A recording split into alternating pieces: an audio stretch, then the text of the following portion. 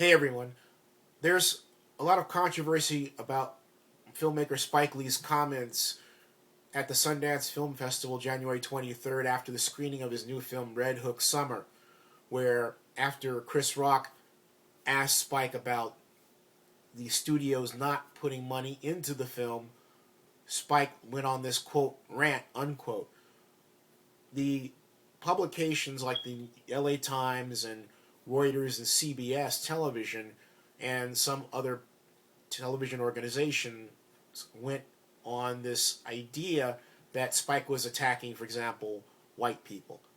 I want you to listen to the actual rant because the LA Times being one example, none of the organizations that reported on this in their articles included a video of Spike saying what he actually said. So take a look at this video. Here goes. Oh, okay. Hey, Chris Rock here. That's Chris Rock. Hey, what would you...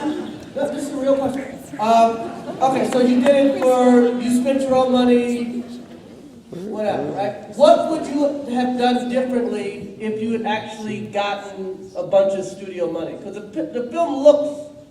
You know, I don't know what you would have done there. I just want to know. What else would have happened?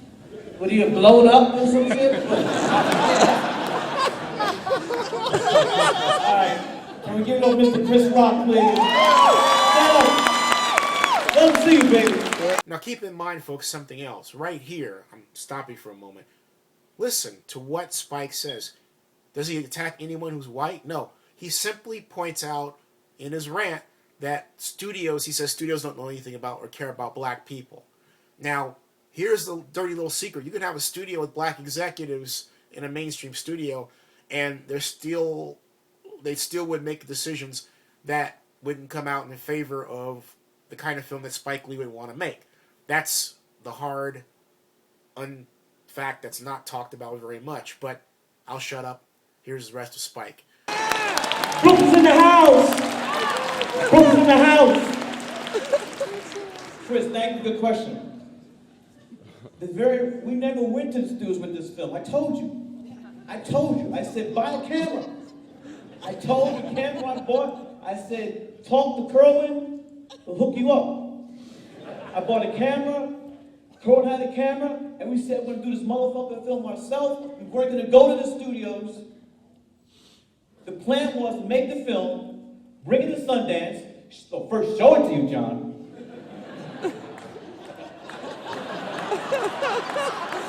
And he's the reason why we're here.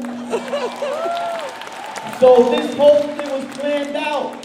Do the film independently. I don't want to hear no motherfucking notes from the studio telling me about something about Red Hook. They know nothing about black people. Nothing. And they're gonna give me notes about what a young 13-year-old black boy and girl doing in Red Hook. Fuck no. So we made the film ourselves. So we wouldn't have any notes. Because we feel there's a motherfucking audience for this film. Excuse my language, excuse my profanity. My wife is looking at me like I'm crazy, but I don't know what else we could do. We had to do it ourselves.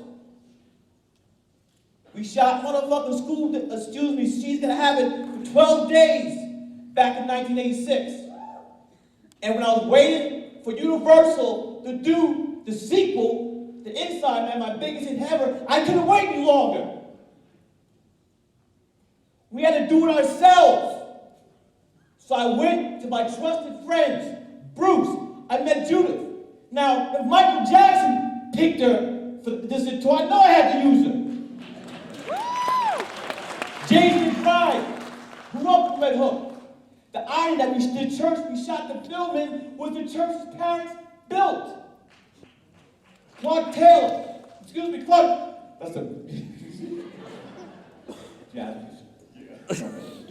Then, the irony, Jules and Tony went to my old junior high school in Fort Greene, Brooklyn. They went to old junior high school, and under tutelage of Mr. Edward Robinson, they learned their craft. So anytime I've done a film I want to use young people, I knew I had to go to my old junior high school. Now, see, the point of the matter is this.